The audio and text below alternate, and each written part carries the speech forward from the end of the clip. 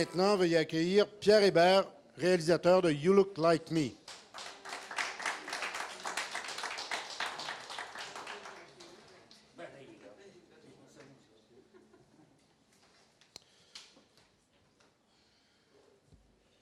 Pierre, nous nous connaissons depuis si longtemps, c'est pratiquement impossible de se vouvoyer publiquement. Alors, on va tout de suite passer au tutoiement.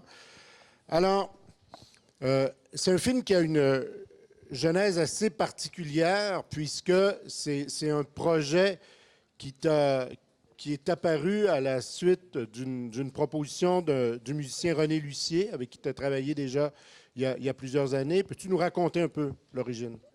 Oui, c'est une histoire assez paradoxale parce qu'à la fois, c'est un film qui s'est fait très rapidement, de façon très fluide, de façon très facile, dans le bonheur, dans un rapport d'amitié formidable, mais qui tire ses racines assez loin, autant de mon côté que du côté du musicien. Alors effectivement, un jour, j'ai eu un mail de René Lucier, avec qui j'avais collaboré dans les années 1980, et on s'était presque perdu de vue. Et il me dit, regarde dans ton Dropbox, il y a une trame sonore, et dis-moi ce que tu en penses.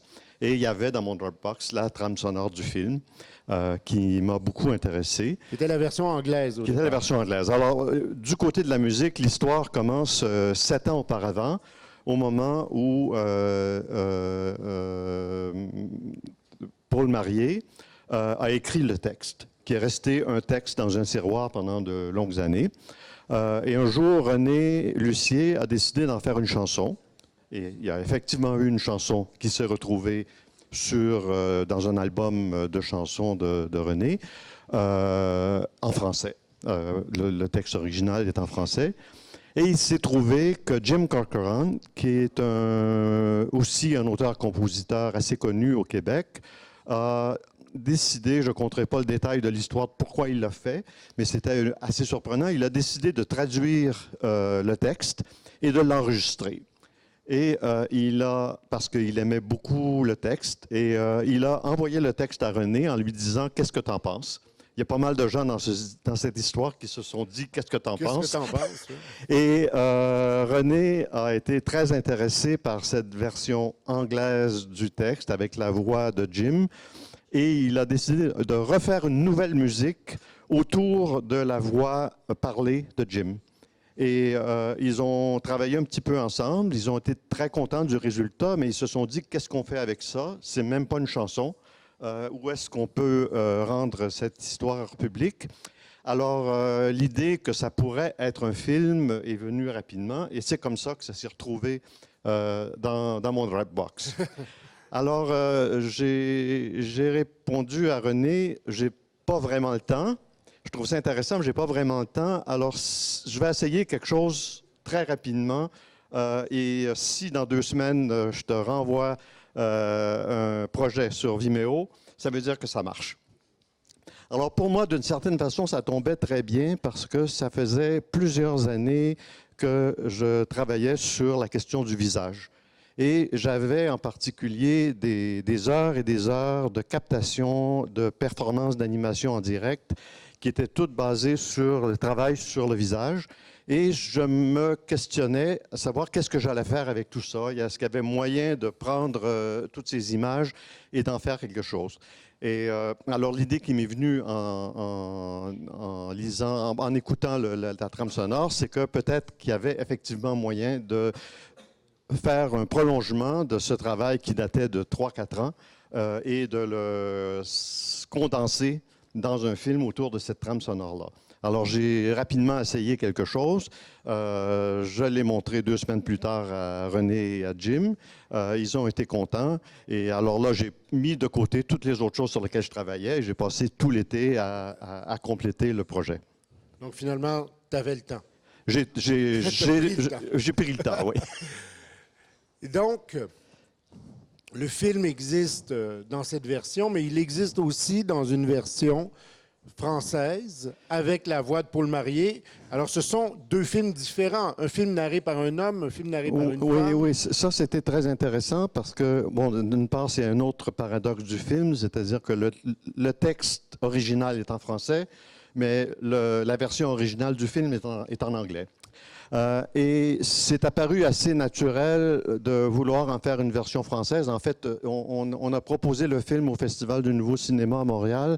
Ils ont souhaité montrer une version française. Donc, ils ont tout de suite demandé est-ce qu'il y a une version française.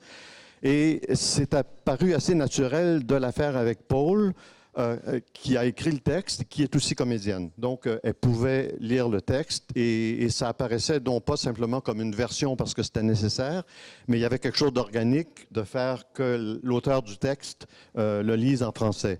Alors, on a fait ça et on s'est rendu compte, et les témoignages autour des deux versions étaient presque unanimes, à savoir qu'il s'agit vraiment presque de deux films différents. C'est-à-dire que le contenu du texte est le même, mais la charge émotive des deux voix est totalement différente. C'est-à-dire autant la voix de Jim est un peu comme une voix assez froide, clinique, presque sans émotion.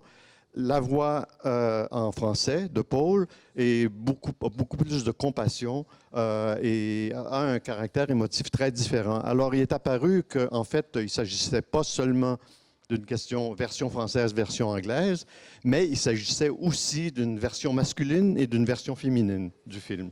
Il y a en fait quelque chose d'aussi assez particulier, c'est que on sent une intention dans la version Paul Marié. Oui. Et qu'on sent davantage de place pour le spectateur de livrer sa propre ou d'accoler ses propres intentions, sa propre interprétation à la voix de Jim Corcoran en anglais. Mm-hmm. Et donc, il y a presque une réflexion sur la place du spectateur ou sur l'interprétation quand on compare les deux versions. Ça m'a rappelé une expérience de Jean Eustache, qui avait fait une sale histoire dans laquelle il y avait la même histoire narrée deux fois, une fois tournée en 16 mm, une fois en 35 mm, et une fois avec Michel Londal. Oui. Il n'y a pas eu l'intention de faire ça au début du film, mais c'était clair que dès qu'on l'a fait, on s'est rendu compte que ça mettait tout ça en jeu, en fait. C'est un film que tu as décidé de mettre en ligne immédiatement. De rendre donc disponible tout de suite, ce qui n'est pas ton habitude, puisque non. Tes films, normalement, on les voit dans les festivals, on les voit dans les installations, mais tu ne mets pas tes œuvres en ligne. Donc, pourquoi avoir traité cette œuvre-là différemment? C'était à cause du sujet du film et de la nature du processus. C'est-à-dire, c'est un film qui était fait sans projet, sans budget, essentiellement à partir de la bonne volonté et de l'amitié entre les gens qui l'ont fait. Alors, il nous a semblé que c'était nécessaire de le rendre disponible le plus largement, le plus facilement possible. Alors, mes autres films ont un distributeur. Et c'est sûr, quand on a un distributeur, on ne peut pas mettre le film librement sur Vimeo ou sur YouTube. Dans ce cas-là, mon distributeur a insisté, a quand même voulu le distribuer, même si on l'a mis en ligne. Mais c'était une volonté de donner un prolongement au caractère de rapport humain très direct qu'il y avait eu dans la fabrication du film. Question de la salle.